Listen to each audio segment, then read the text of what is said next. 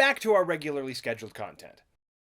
Like I said in my spoiler-free review, linked right here, when I was reading this book, I thought it was absolutely my new favorite Stormlight book. After I finished, and through no fault of the ending because I loved the ending, it overall sank to maybe my least favorite. Time and rereads will tell. I was also on a podcast talking about all of this with Trevor on his channel The Sandbox, as well as Alex and Griff from the Silverlight Guide to the Cosmere. So if you want a more in-depth discussion of my thoughts on this book, that's linked in the description. Now, before we dive in, patrons! Doug, Data Gremlin, Craig, James, Dalinar's Butt, Moochie, Chris, Methi Corone, Gallant Aegis, The Son of James, Lexar Talap, 42, Windcaller, Destroy Evil, and Shardcore! So, Wind and Truth. There have been a lot of people complaining about this book, and trust me, we'll get to those criticisms, but I honestly thought it was good. There were moments in this book that were absolutely incredible. Payoffs that were set up 5 books ago finally coming to fruition. Character developments that I think are perfect. Kaladin dancing with Syl, amazing. Renarin and R'lain's relationship, glorious. Adolin's entire existence, perfection. Seriously, I could spend this entire video just talking about how much I love Adolin.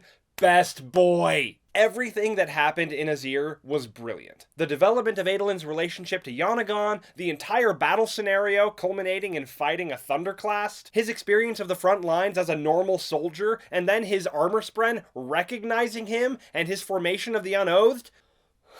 I loved every single second of it. Kaladin and Szeth's development was interesting, and I could get behind most of it. Cal's role as therapist kind of felt heavy-handed at times. Good advice, for sure, but it often came off as unnatural and too clinical. Though I suppose that would also make sense, as Kaladin is fundamentally muddling through as best he can with his background as both a soldier and surgeon, still was jarring at some points. No, I'm his therapist. Don't try to be Marvel, Brandon. Your one-liners are typically better than this. Journeying through the spiritual realm was kind of funky, but it was cool to see some of the significant moments in Roshar's past. The more I think about it, the more sure I am that the terms spiritual realm and cognitive realm are metaphysical misnomers, or else something weird is going on with the allowed existence of matter where it shouldn't be. I get why narratively Navani was the right person to go with Dalinar, but I still think Jasnah would have been logistically such a better choice. She's the actual historian in the family, plus has experience with interrealmatic travel. Navani's knowledge of Fabrials was exactly 0%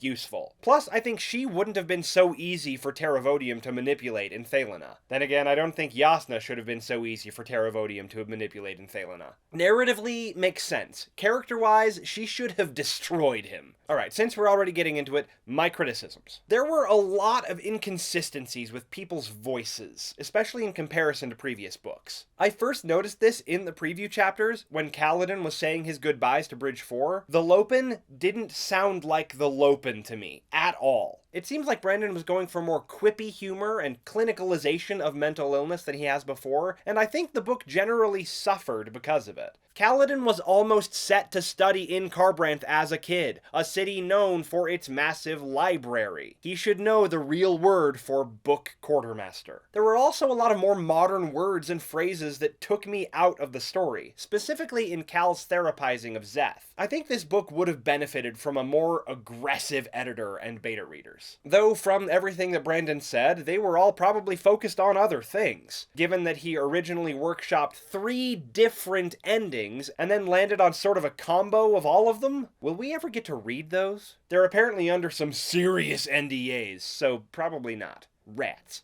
Speaking of, what was the bit Brandon wrote on July 18th, 2023? Also, he said a character made a different decision than what he planned near the end of the book, and so he had to go back and rework previous parts. Who decided what? And what was it going to be? There were some parts I was surprised by, mostly just by what we didn't get. El was hardly present, Moash only really showed up once, though Crystal Hemalurgy is freaky, and Baatar is going to have some awkward conversations with Kaladin during their vacation. The Sleepless, while technically present, haven't been nearly as involved as I expected. And it was cool that we got the final Tension brand of the Fused, but the masked ones haven't been utilized nearly as much as they deserve. I fully expected Hamask, the random uber-loyal Thaylen guy, to secretly be a light-woven Fused planted to sow chaos behind the lines. His name is Hamask.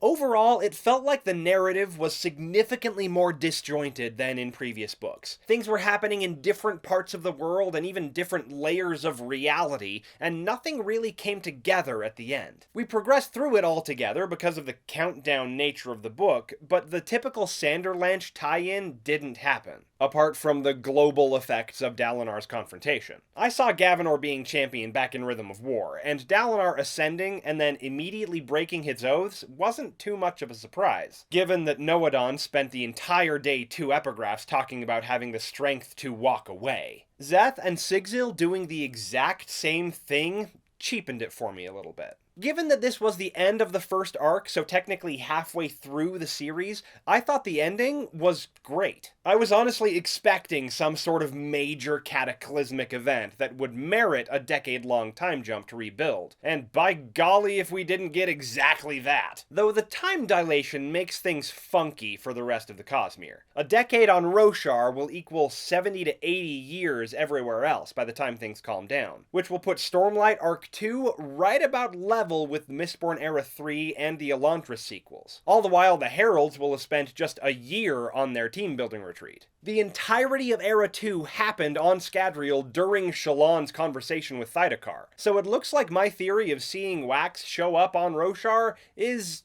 unlikely. Anyway, Wind and Truth, 8.5 out of 10, a flawed but still satisfying conclusion to the first half of Stormlight. I'm working on the Cosmere Connections videos for this book. I already know they're going to be beefy, so check out my previous videos on that series if you need to refresh. There's always good conversation happening on my Discord, but it looks like we've got a few months of reprieve until Isles of the Emberdark comes out. I've got several other series I've been wanting to dive into, so I'm going to read and find out.